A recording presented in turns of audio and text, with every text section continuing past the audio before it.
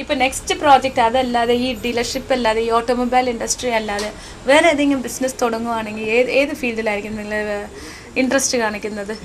School ഫീൽഡിലാണ് എനിക്ക് interest. School field best business people you know. എവിടെ education is a continuous process, അതുകൊണ്ട് അവിടെ all the best for that. തീർച്ചയായിട്ടും അതും നല്ലൊരു ബിസിനസ് ആണ്. മോർ ദാൻ എന്താ പറയുക, എഡ്യൂക്കേഷൻ എന്ന് പറയുന്നത് it's A sort of good business. Of course ഇത് ഞാൻ ഒരുപാട് ടി വിയുടെ മുമ്പിൽ പറയാൻ പറ്റൂല. ഫാമിലിയുടെ കാര്യം, ഫാമിലിയിലായിരിക്കുന്നുണ്ട്? ഫാമിലിയിൽ എനിക്ക് അമ്മയുണ്ട്, വൈഫ്, 2 പിള്ളേർ. അവരൊക്കെ ഇവിടെ തന്നെ ഉണ്ടോ? എല്ലാവരും ഇവിടെ സെറ്റിൽഡ് ആണ്. കുട്ടികൾ എന്താ ചെയ്യുന്നത്? മൂത്തയാള് 7ാം സ്റ്റാൻഡേർഡ്, 7ല്, രണ്ടാമത്തെ സെക്കൻഡ് സ്റ്റാൻഡേർഡ്. ഇപ്പൊ നിങ്ങൾ ഈ 6 പേരെന്ന് പറയുമ്പോ തന്നെ നിങ്ങളുടെ ഫാമിലീസ് ഒക്കെ ഗെറ്റ് ടുഗദർ ആവുമ്പോ തന്നെ ഒരു വലിയൊരു പാർട്ടി ഹാൾ മേലെ ആയിക്കോട്ടെ അവ ചെയ്യാറുണ്ട്. എവിടെയെങ്കിലും പിക്നിക് എപ്പോ? എല്ലാ ആഴ്ചയും കൂടും? എല്ലാ ആഴ്ചയിലില്ല, ഈ ഉത്സവങ്ങളും ഫെസ്റ്റിവലൊക്കെ വരുമ്പോ അല്ലെങ്കിൽ പിന്നെ ഓരോ മാസത്തിൽ ഒരു ഞായറാഴ്ച ശനിയാഴ്ച ഹോട്ടലുകളിൽ കൂടാറുണ്ട്. അതിൽ 2 പേര് ഹിന്ദു ഉണ്ട്. അപ്പൊ അവര് 3 ക്രിസ്ത്യൻ. അപ്പൊ ഈക്വൽ ആയിട്ട് സെലിബ്രേഷൻ ഇങ്ങോട്ടും അങ്ങോട്ടും മാറി മാറി ഷോപ്പ് പോലെ അടക്കേണ്ട കാര്യം ഇത് എങ്ങനെയാണ് ഒരു കമ്മ്യൂണിറ്റിയുടെ ഒരു ഗെറ്റ് ടുഗദർ ആണോ, അല്ല ഒരു നല്ല മനസ്സുള്ള 6 പേരെ ഗെറ്റ് ടുഗദർ ആണോ?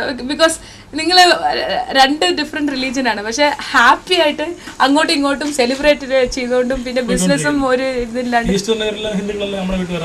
വരാറുണ്ട്. അവിടെ ഈസ്റ്റർ സെലിബ്രേറ്റ് ചെയ്യാൻ.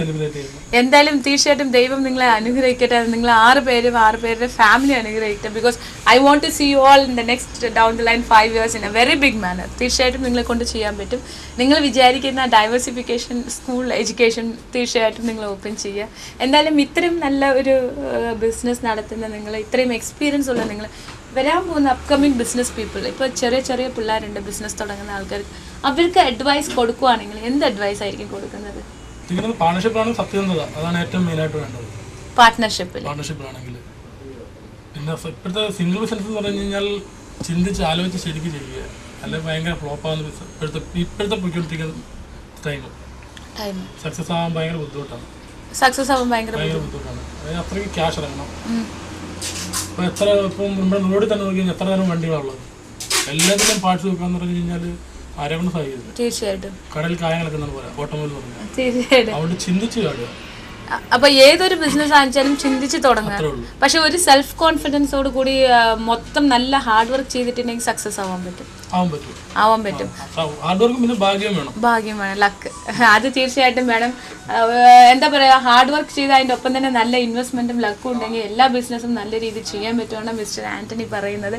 പിന്നെ നിങ്ങൾ ഈ പറഞ്ഞ കൺസെപ്റ്റ്സ് ഒക്കെ ലൈക്ക് നിങ്ങളുടെ 6 പേരുടെ മെന്റാലിറ്റി എങ്ങനെയാണ്? ഇപ്പോൾ ലൈക്ക് ഒരാൾ ഡെസിഷൻ എടുക്കുക, അല്ല 6 പേരും കൂടി ചർച്ച ചെയ്തിട്ടാണോ ഡെസിഷൻ എടുക്കുന്നത്? ഇല്ല, അങ്ങനെയല്ല. നമ്മളിപ്പോൾ ഒരാൾ 1-2 പേര് ഡിസിഷൻ എടുത്തു കഴിഞ്ഞാൽ അവരോട് നമ്മൾ അറിയിക്കാറുണ്ട്. ഇൻട്രസ്റ്റ് ഉണ്ടെങ്കിൽ നമ്മൾ മുൻപോട്ട് കൊണ്ടുപോകും, ഇല്ലെങ്കിൽ അപ്പം തന്നെ സ്റ്റോപ്പ് ചെയ്യും. വേണ്ടത് അങ്ങനെ ഇത് ക്ലാഷസ് ഒന്നും വരാറില്ല, ഐഡിയ ക്ലാഷസ് ഒന്നും ഇതുവരെ വന്നിട്ടില്ല. നാളത്തേക്ക് പറയാൻ പറ്റില്ല. നാളത്തെ വരില്ല. ഇത്രയും ദൂരം വന്നില്ലെങ്കിൽ ഇനി വരുന്ന ഫ്യൂച്ചറിലും തീർച്ചയായിട്ടും വരില്ല.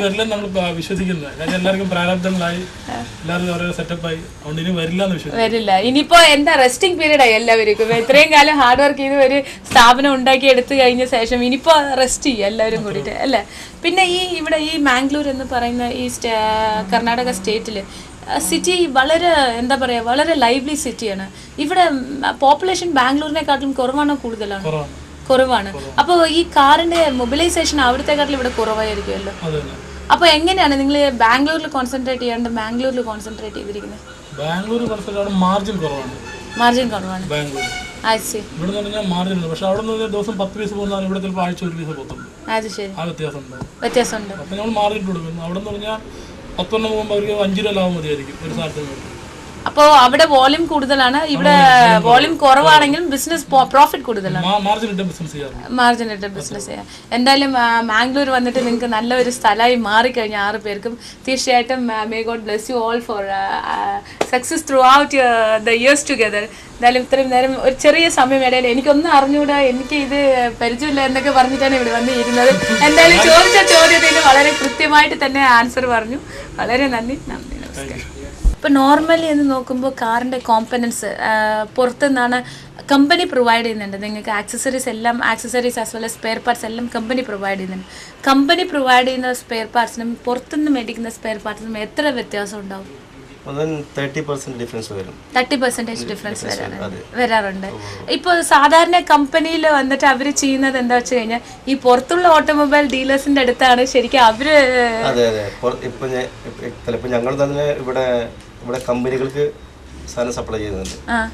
ഇവിടെ മെയിൻ അതോറൈസ്ഡ് ഡീലേഴ്സ് ഉണ്ട്. നമ്മുടെ മാരുതി ഡീലേഴ്സ്, പിന്നെ ഓപ്പലിന്റെ ഡീലേഴ്സ്, പിന്നെ അതുമാതിരിയുള്ള മെയിൻ ഡീലേഴ്സുകൾക്ക് നിങ്ങൾ സപ്ലൈ ചെയ്യുന്നുണ്ട്. എന്നിട്ട് അവരുടെ ഷോറൂമിൽ അവരുടെ ഷോറൂം പ്രൈസ് ആയിട്ട് അവർ സപ്ലൈ ചെയ്യുന്നു. ശരിക്കും പറഞ്ഞു കഴിഞ്ഞാൽ പലർക്കും ഇത് മനസ്സിലാവാത്ത ഒരു കാര്യമാണ്. ഡയറക്റ്റ് ആയിട്ട് കമ്പനിയിൽ കൊടുക്കുന്ന ഐറ്റം അത് ചിലപ്പോൾ കമ്പനി മാനുഫാക്ചർഡ് ആയിരിക്കാം, ഓൺ പ്രൊഡക്ഷൻ ആയിരിക്കാം. മറ്റുള്ള പ്രോഡക്ട്സ് ഒക്കെ ചിലപ്പോൾ ഇങ്ങനത്തെ പുറത്തുനിന്നുള്ള ഓട്ടോമൊബൈൽ സ്പെയർ പാർട്സ് എന്നാണ് വരുന്നത്. അതാണ് ഉള്ളതിൽ സത്യം അതാണ്. അപ്പോൾ ഇങ്ങനത്തെ കമ്പനി ഏതൊക്കെ കമ്പനിക്കാണ് നിങ്ങൾ മാരുതി പിന്നെ വേറെ ഏതിനാണ് സപ്ലൈ ചെയ്യുന്നത്? ഞങ്ങൾ ഓൾറെഡി ഇവിടെ എല്ലാ വണ്ടികളും ഞങ്ങൾ ചെയ്യുന്നുണ്ട്. എല്ലാ വണ്ടികളും അല്ല ഡീലേഴ്സ് മീൻസ് ഇവിടെ മാരുതിക്ക് ചെയ്യുന്നുണ്ട്. പ്ലസ്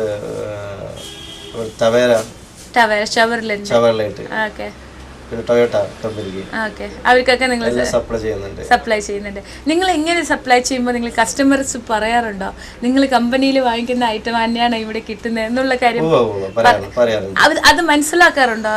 അവരെല്ലാവരും മനസ്സിലാക്കാൻ പോകാറില്ല. ചില ആൾക്കാർ കമ്പനിയിൽ വണ്ടി കൊടുക്കുന്ന ആൾക്കാരാണെന്നുണ്ടെങ്കിൽ ചിലർ അവിടെ വർക്കിംഗ് ഡിപ്പെൻഡ് ചെയ്തിട്ട് അവർ നോക്കും. നല്ല വർക്കാണെങ്കിൽ അവിടെ തന്നെ കൊടുക്കും. ഇല്ലെങ്കിൽ പുറത്ത് വണ്ടി കൊടുത്ത് ചെയ്യുന്ന ആൾക്കാർ നമ്മളോട് പാർട്സ് കൊണ്ടുപോയി ചെയ്യുന്ന ആൾക്കാരുണ്ട്. ഈവൻ ബിക്കോസ് നമ്മൾ വണ്ടി സർവീസിന് കൊണ്ട് ചെല്ലുമ്പോഴും തന്നെ കമ്പനിയിൽ നമ്മുടെ വണ്ടി അവിടുന്ന് പോകുന്നത് പുറത്തുള്ള നമ്മൾ സർവീസിന് കൊടുക്കുന്നത് വീൽ അലൈൻമെന്റ് ബാലൻസിങ് എല്ലാം ഒരു ഔട്ട്സോഴ്സാണ് ചെയ്യുന്നത്. പുറത്തുള്ള ആൾക്കാർക്ക് കൊടുത്തിട്ട് അവിടെ നിന്ന് ചെയ്യിപ്പിച്ചിട്ടാണ് കൊണ്ടുവരുന്നത്. സോ അങ്ങനെ ഓട്ടോമൊബൈൽ ഇൻഡസ്ട്രിയിൽ ഈ വക കാര്യങ്ങളൊക്കെ നോർമലി കമ്പനീസ് എല്ലാവരും ഡിപ്പെൻഡ് ചെയ്തിട്ടാണ് നിൽക്കുന്നത് അല്ലേ? അത് ശരി.